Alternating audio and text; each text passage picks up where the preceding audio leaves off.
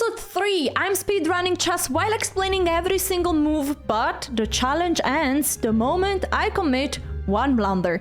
Today we have 5 games in 5 different openings, and things got very tricky. Let's go. Let's play the King's Gambit.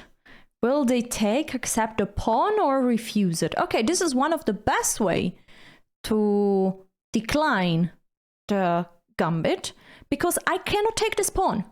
If I would, there would be queen h4 check. That's why the best move is now knight f3. I'm attacking this little pawn a second time. But again, if black... Ooh, that's a mistake. What black could have done is to just protect it once. Because again, I cannot take either with the pawn or with the knight. Because I cannot take here, or at least I cannot capture twice, because again, there is queen h4. Now, taking is a mistake because it allows me to go for the center with tempo.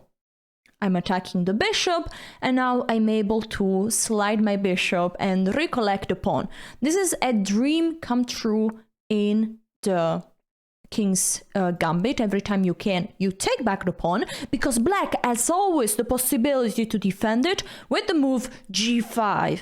That's the typical way to defend the pawn. So every time you can, you snap that pawn. And once you reach this position, you need to know that white is clearly better. At least 0.5. There is a pawn under attack, so what do? We defend it with a natural development move. We bring a new piece to the game, and we are almost ready to complete the development. We just need to develop this bishop and castle. Where to castle? That's a big question, because in this position, 2 options are available: short and long castle. Usually you don't go short castle if black has already played the move g5 and you have played the move h4. This is would be a too weak king side, so you don't want to place the king over there. Now the knight is attacking the bishop, so what do we need to do? Either defend it or move it. Since it's such an open position, I don't really want to let them take my bishop, so I will go one step back. The bishop is still doing fine, and actually this knight is on the side of the board. And we know that a knight on the side of the board is usually just worse, because here the knight is just controlling 1, 2, 3, 4 squares. Instead, in the center, the knight is usually controlling 8. So it's half as strong over there. Now they're giving a check. I might play just the move g3 though, no? Because after g3, the bishop has to move back. Unless they want to sacrifice a knight here for 2 pawns, and my king will have to move. But I don't think it's a good idea, because, okay, what they did? They gave away a knight and they took 2 pawns. Plus, this is going to be a check, meaning that I have to move my king and I can no longer castle. But let's face it, how are they exploiting the weakness of my king over there? Look at those pieces sleeping in the starting squares. They are doing nothing at all. And this bishop has been moving already millions of times. So what I will do right now, develop all my pieces as quickly as possible. Bishop over here. This bishop is also horrible there, because it's blocking the d pawn from pushing, meaning that the bishop cannot really join the party. That's why, even if this move was super tempting, I waited. I don't want to rush and play that move too quickly, because in a way I'm helping the opponent to remove the bishop, to then being able to play the move d6 or d5. Okay, they castle, and now you will see the danger of having open files where your king is castled. Let's start with the move queen g8, bringing the queen and pointing directly where it hurts. g7 and h7 are the 2 weakest points in once the king is castled. If you can attack one of those 2 points twice, you would deliver a checkmate, especially if one of the pieces is the queen, because then you give my favorite the kiss of death. Okay, they're pinning this knight, meaning that now we cannot use the knight to jump on, but I love my next move.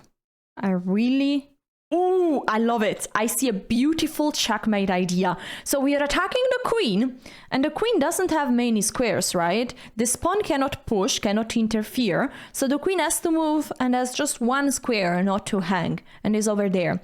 And now I slide my bishop here. I'm threatening mate, the famous kiss of death. I'm attacking that pawn twice. Of course, the pawn is pinned, so cannot take the bishop. And there is one move, pretty much one move to defend the checkmate. And is to advance this pawn one square.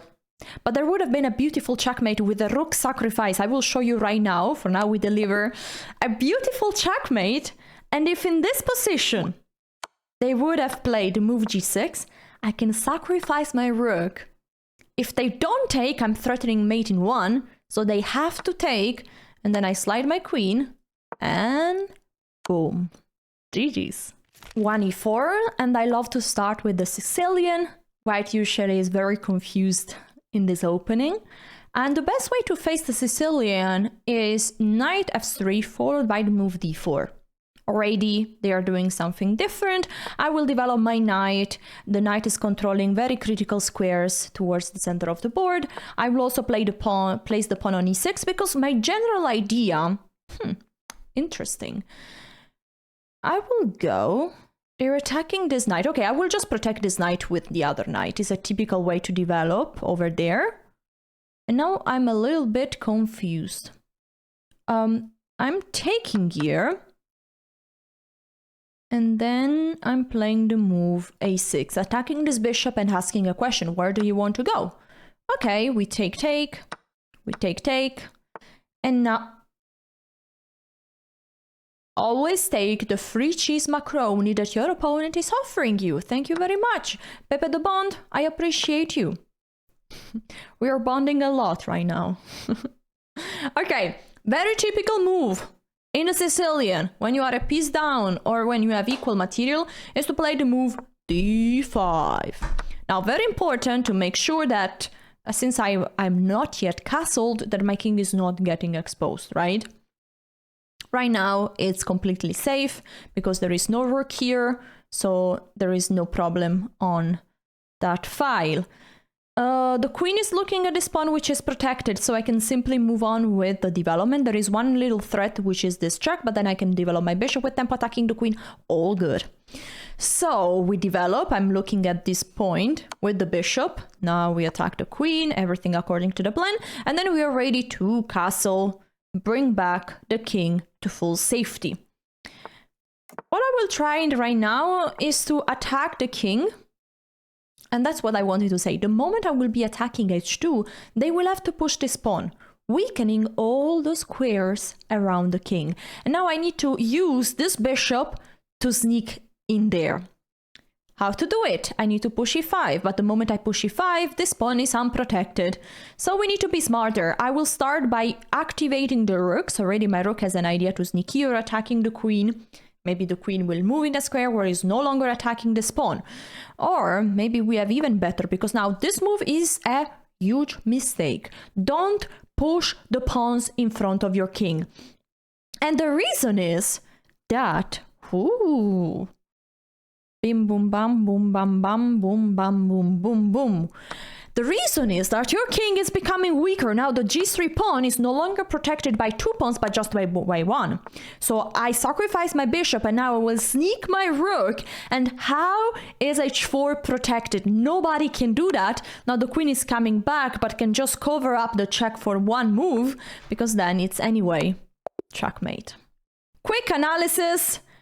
Also for this game, we didn't have any blunders except for my opponent that had a huge one, and then the position was pretty much lost. Next game, Marco plays the move e4. We go with the Sicilian again. Why not? Okay, they might go for the open Sicilian, so let's play the move e6. Now still they could play the move bishop c4, which is in general a big mistake in the Sicilian. They go for the open Sicilian. All right, that's the best way to play with black. Sorry, with white. Now I will go with the tricky move knight f6. I'm attacking this pawn that cannot be pushed because boom, tactic that you need to remember. Check and winning back the pawn. So already after 5 moves, we have an extra pawn. How to cover this check? Either with the knight or with the bishop, and no matter how, this pawn is falling. And I have to be careful, because the moment I'm taking here, I'm also attacking the knight, so they need to make sure that the knight stays protected. c3 is a move that does this. The knight is now protected, but we have an extra pawn. Extra pawn is definitely not enough to win the game. You still need to play very precisely, but it's a big advantage. For example, here, white didn't just lose a pawn, they also lost control over the center. We are the only player with pawns in the E and D file, meaning that we can take lots of space and control the center, develop pieces in very good squares. For example, I'm thinking about the move d5. One thing I need to always check is that my queen has a way to go back. My queen cannot get trapped, right? Great. That's why I will start with the move knight c6, offering a trade of knights, because the knight can be sneaky. For example, knight f3 could be a problem. Okay, they are not really... they are ignoring the trade, and I think it's a great idea. Usually, I don't like to be the first one to trade, and they are following my own rule. So what do we do? This move is tempting because I'm threatening checkmate. And how are they defending? Well, f4 is a great move. Then my queen has to move, and my bishop on d6 is starting to feel uncomfortable because would be unprotected. So definitely we don't go for that move. Can I play the move d5 with the idea that if they take, I take back with the pawn? Now my queen is just can just go back on c7. I removed some possibilities for the queen to escape if it would be under attack, but it's alright because bishop here is not playable. If that move would be playable, if the bishop wouldn't be hanging after bishop f4, I'm just snapping the bishop, then I would lose the queen. So very, very careful. Now the pawn is attacking the queen. I can bring the queen back to the most natural square in the Sicilian, the c7 square. And I'm also protecting the knight. Why the queen is good on c7? Well, usually the main idea of the Sicilian is to try to play the move d5. And the moment I play the move d5, I don't want to move e5. So the pawn that has been pushed at move 5, I don't want this move to happen. That's why the queen on c7 is usually controlling that square. That's why this is a super typical square. Now, the bishop and the knight are attacking this horse, which is protected by the pawn, so I don't really need to worry about that. So the best way is to keep going with my development. And I will bring the bishop out here or there. If I bring it here, there is bishop e3. And then there are some possible discovery attacks. So I will bring the bishop here a little bit more solid. And once I castle, then I will proceed, maybe trading off some pieces. As you can see, both players, me and them, we were doing a good job keeping the tension, not trading too much pieces and waiting for the opponent to do so. White is increasing the pressure rather than trading off the knight. Also, they are a pawn down, so they shouldn't trade. They should avoid any trade, keep as many pieces on the board. Queen e1 is an interesting move. The queen is spinning this pawn, so now I need to be careful that those squares are not weakened. And actually, one idea could be knight f5. Beautiful. The knight is untouchable by the pawn and is attacking g7 and this bishop. So what I do is I run to safety with my king, castle, and now what's next for them? One idea with queen e1. Queen e1 is a very typical move in the Sicilian. So my opponent is actually decently well prepared. He has some general ideas of how to play against the Sicilian. And the queen is usually coming here to then slide on g0 h4 to attack further on this king. Now, usually white is doing this with a pawn on e4 and with my pawn back here on d6, and that's so much better. Right now with this pawn on d5, I have so much good control over the center that those two pieces, they cannot really help, they cannot really join. This is a free cheese macaroni now because the knight is no longer defending the pawn. And I think we take it because we are further on attacking h2. We could always trade. I was checking, what about knight takes? Because if knight takes, they win a pawn, I win a knight, and they win a piece. So they take back the extra pawn that I had captured.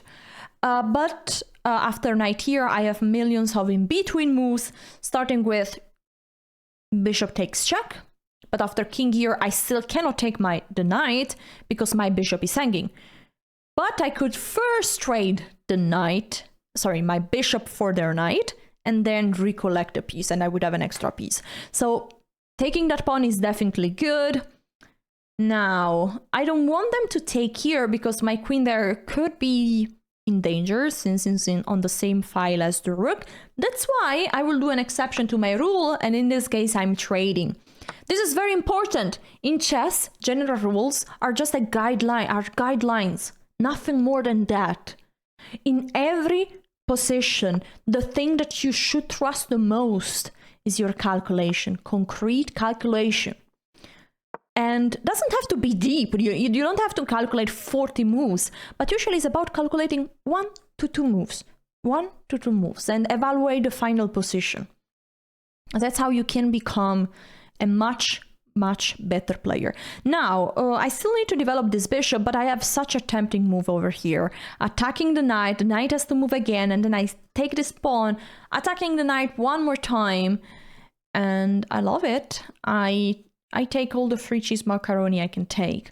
Also, this knight is a beautiful square on e4, beautifully upgraded over there. And I might play that move actually, not even taking the pawn. Let's go here. I love it. Why? Because I'm even threatening... Okay, maybe it was not precise. I have to remember that I shouldn't blunder, so I have to be careful. Okay, so the point is that I'm threatening maybe some sort of discovery check, and then my knight could jump here. Now, the square on f2 is well protected by the queen. Yeah, so I can't do that. But also, there is the problem is that knight c4 could have been a move. You guys are like, what? Well, if I take, this knight is hanging, and then I just, my pawn structure became just much worse. That's why I'm now developing the bishop and I'm protecting the knight. So this idea no longer works. And I lost the chance to take the pawn, but it's not a big deal. We already have 2 extra pawns and I want to increase the advantage in my position. What is this knight threatening? Something dangerous, huh? There is a fork here. So we bring the rook over there. We make sure that this pawn is also protected, but it's protected twice, attacked twice. But I like how they're playing. It's very, very challenging and strong. So maybe they could try to keep going. Okay, they are moving the king away. This is also a smart idea, to be honest. So since my queen is no longer any business there, I will try to regroup my pieces and bring them towards the king side. My queen on b6 has no longer a purpose since the king is out of the dangerous diagonal. I'm now attacking the knight. And where is the knight moving? Can white protect the knight? Because that would be the best way. And the answer is no, so they went back. How to win this position? It's actually not that simple, because my opponent is actually defending everything right now. I don't have a way to increase my advantage. And a general plan that you can apply in every position is improve your worst piece. Look at this bishop is doing nothing over there. So I will improve it one step. I'm attacking a pawn, forcing them to take a decision. Will they push? Will they... Now this pawn is already a potential target again. I will bring my queen here, attacking this pawn one more time. The more you attack your opponent, the more you force them to take decisions. For example, now, will they play b4 to protect this pawn? Then I have already a great option to trade some pawns. And I will. Yes, I will. And I already have a pass pawn. Look at this one. It's a passer. So in theory, I could start to advance it. Now, I have to be a little bit careful because this knight is protected by the pawn and by the bishop, but the moment I push, it's just protected by the bishop. So Is the knight having enough support? For example, after d5, what about b5, attacking the defender or defensor, if you want to speak bad English like me. So after this, b5, I take, knight takes. And if I take here, ooh, I'm also attacking this. Okay, so it's fine. Let's advance.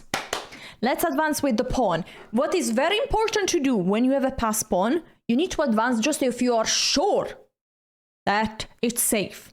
Because you don't want to just give them your strongest pawn. So you need to push, but in full safety.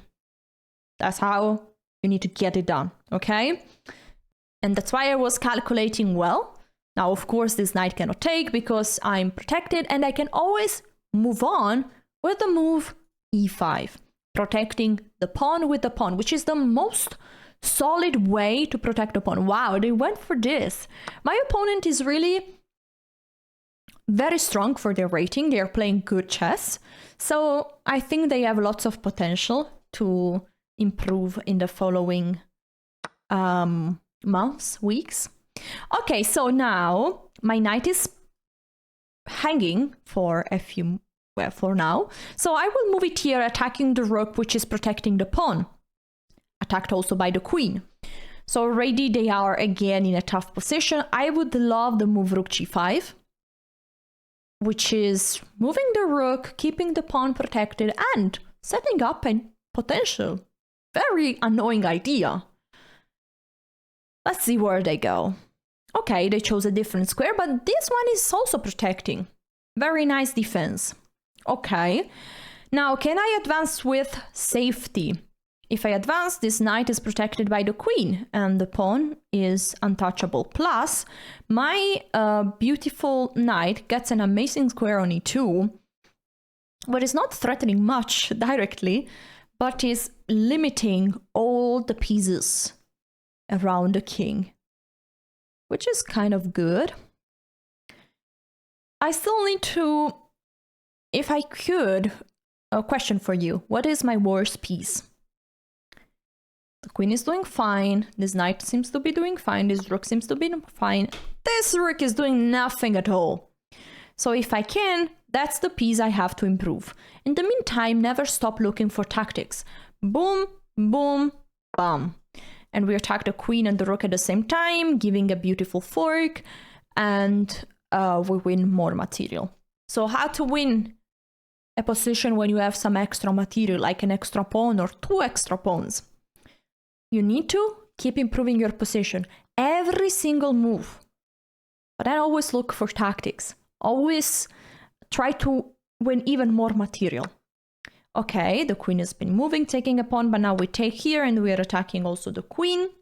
They could, and they should take here, because they're also attacking my queen. Wow, impressed. But now, should I trade the queens or not? Yes, I will trade the queens, because I calculated that I'm able to stop this pawn by going behind, and I'm able to take the pawn. Now, this endgame is still tricky, not super simple to win, but basically what I need to do is to bring this pawn to promotion. That's how I win this. And it's gonna be a struggle to advance, also because we are running slightly out of time, but we need to do one step at a time. Now we are attacking the knight and we're able to push once the knight is moving. And we go here. Very good. Now we want to push this one to then push this one. But in the moment we push this, this one is hanging. So we need to first protect it. And there we go. Protecting it with the rook. And now we advance in full safety. The two pawns in front next to each other are very strong. Now we keep advancing. Now if I advance this, I gift this two beautiful square for the knight. So I will advance this one first to then keep going with this one. If they play g3 to block this pawn, I'm actually pushing anyway because I'm happy to trade some pawns. Okay, you see, smart move. The knight is trying to block this square. I was calculating if I could do this anyway, but I can't. So I will play the move h6, wanting to play the move g5. Now, if I do that, I'm getting forked. If I move this rook here, I'm getting forked. So, attention. I will move the rook here. Usually if you keep the rooks in opposite color, squares of opposite color, you are not at risk of getting forked. The rooks needs to be on the same color. Okay, so now this rook is doing nothing here, so I will bring it very far away and try to activate it through other lines. Again, my opponent is playing super, super well. And don't forget that in the endgame, a very strong piece is also the king. So we need to find a way to bring the king to the game in a safe way. Let's not get a fork with this dangerous knight. Still tricky. Okay, knight there. Now I can't move the rook away because they have a threat. My opponent is so good. So their idea is to come on to give a mate, basically. Okay, they didn't go for it. Now, very important rule. Once you have two rooks and your opponent has one and an exchange, it's always a great idea to trade one rook. Because imagine there is one good square for a rook. One open file. Well, just one of your rook has the best square. So if you remove the rook of your opponent, well, they are left without any rook, so they don't have anyone that can go very quickly from one side of the board to the other. Plus, the rook and the knight are such a great duo to give checkmate. For example, a knight on g6 and a rook on f8, followed by rook h8, that would be a beautiful checkmate. Okay, so now we attack this knight, and we are going to just push, push, and push. Let it go. Let it go. Sorry. They're also running out of time, but I think there is no way to stop the pawn. That's the big, big problem. Now they have to sacrifice the knight to prolong the pain. Yes, but now this position, I will just bring my king up here and then bring the rook, clean up the board, and GG's. Also for this game, 0 blunders, so we keep going. 1 e4, my favorite move. Okay, we are in the French defense, and every time you can, you go with 2 pawns in front of the board, in the center of the board. We are in the French defense, and every time you can, you go with 2 pawns in the center of the board. Now, the whole idea of the French is to counterattack immediately with the move d5, and now we are already in a critical moment. The 2 pawns are looking at each other. Do you trade? Don't you trade? How do you defend the pawn? There are many moves that are possible. You could trade first. You could push the pawn. But my favorite move is to go with the knight here. I develop a piece, plus I'm protecting the pawn with the knight, meaning that once they take, I have a strong knight in the center of the board. Okay, now still what we need to do? Develop all the pieces. I have never seen this move in my life. The queen shouldn't go out too early. The queen is attacking the knight, but I can simply defend the knight with my beautiful bishop. And now you might say like, oh no, my pawn. Oh no. Don't go out with the queen too early, because the god of chess, Caissa, will punish you with a beautiful discovery check. And the queen here is that. Now we take the queen, and we have plus a lot after a few moves. Great. Let's keep going, developing all the pieces. Let's bring out this bishop, looking at this knight. The knight is developing very well, and they're attacking the queen. So we go with the queen over here. Be careful not to fall for tactic, but after this I have the beautiful move c3, which is winning a tempo on the bishop. So I would be happy about it. And also my knight is so strong here. Do you see that? It's kind of blocking this knight from coming out, also threatening all the time to land on d6. And if this knight is moving away, we are gonna give a beautiful checkmate. Now we take a free pawn, because a free pawn is a free pawn, and we always take it. And I told you, this knight shouldn't be moving. GG's. No blunders also for this game, so we can keep going. We are in the Caro-Kann defense, and also here we go with the 2 pawns in the center of the board. Now, the main idea is to respond with the move d5, not to go with the queen out like this. Okay, I will just play something simple. I'm going with the knight out, blocking the check, developing a piece, controlling the center even more. What do I want more?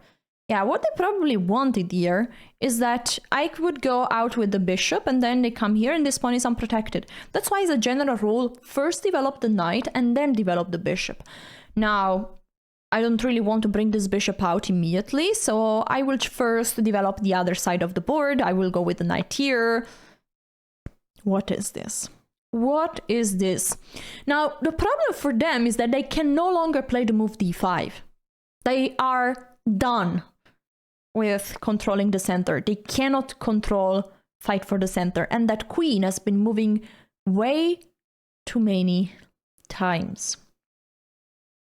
I'm starting to see some amazing, beautiful things.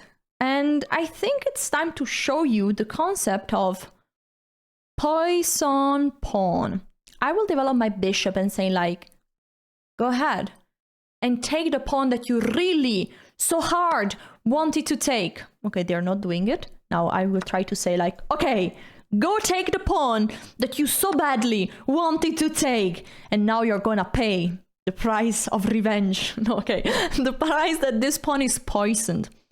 Not in all the cases, but this is a beautiful example. The first move that you need to calculate is the move knight b5. Why? Because now you're threatening rook b1 and the queen is out of squares. The queen cannot move. I blundered. Oh no, I was so convinced about it. This is terrible. So in general this works, but now we have already an exception. So the whole idea is that I'm threatening this fork and to stop the queen. But this, okay, it still works, guys. Guys, it was all part of the plan because now I go with the knight here and I'm protecting the bishop. Of course it was calculated. Okay. Good to see all the tactical ideas. But now the queen is still in danger and this is still a fork. So how do they defend the fork? And they bring the queen back to the game. They are defending like this. So now after queen, rook here, as the queen still some squares. Yes, the queen can still go there. Do I have a way to remove all of them? Not right now.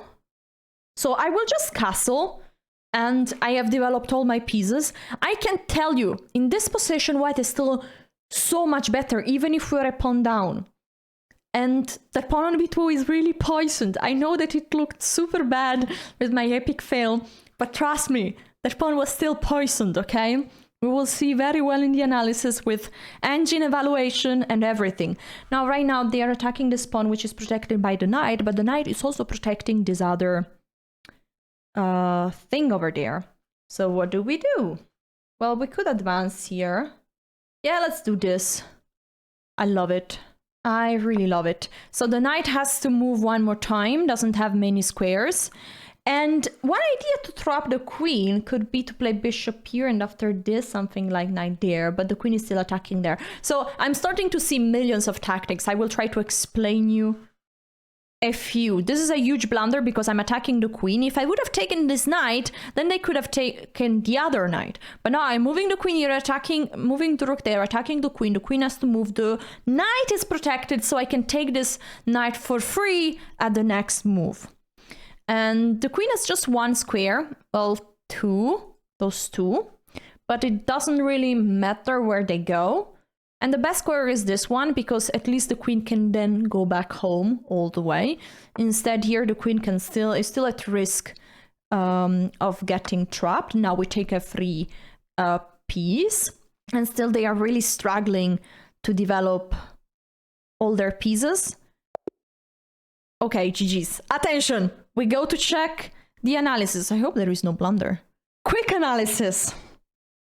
No blunders, but there was one miss. I risked so much here, and it's the move knight b5. Okay, I missed something there. That's right. But we need to talk a little bit about how to deal with this poison pawn. Knight b5 is a very typical move, trust me. Even if it was an epic fail, it's a typical move. For example, if this king would be castle, now knight b5 is very strong. We're attacking the queen, and we are threatening this beautiful fork. Also, knight d5, as the engine is showing, is a great move. The same exact idea. It's just that knight b5 is more often possible, but they are both following the same idea. We want to give a fork, and we are attacking the queen. Very good. Another typical idea is knight on a4. Wanting to just leave the queen without squares. Another typical idea, and this is the best move in this position, well, in this one, the move I missed, is a3. Why? Because now we have a threat, a very simple threat. For example, where can the queen move? The queen cannot move here, not there, not there. The queen cannot take here, the queen cannot take there, the queen cannot take there, cannot move anywhere, right? So we just need to attack the queen one more time, and we win the queen. But what we need to make sure is that all the squares are controlled, are still controlled. And one move could be knight a4, right? All the squares are still unavailable. And the other move would be rook a2. Not rook b1, because then this pawn is hanging, but rook a2. Okay, beautiful. That's what I missed. For the rest, then it was a very good game. The show must go on! I don't know if I can put this in an outro, but I will try my best. Guys, if you enjoyed this, there will be another episode next week. And now go check out this video, how to play aggressively with 1e4, with the white pieces. Many different openings, super educational. Go check it out. Ciao!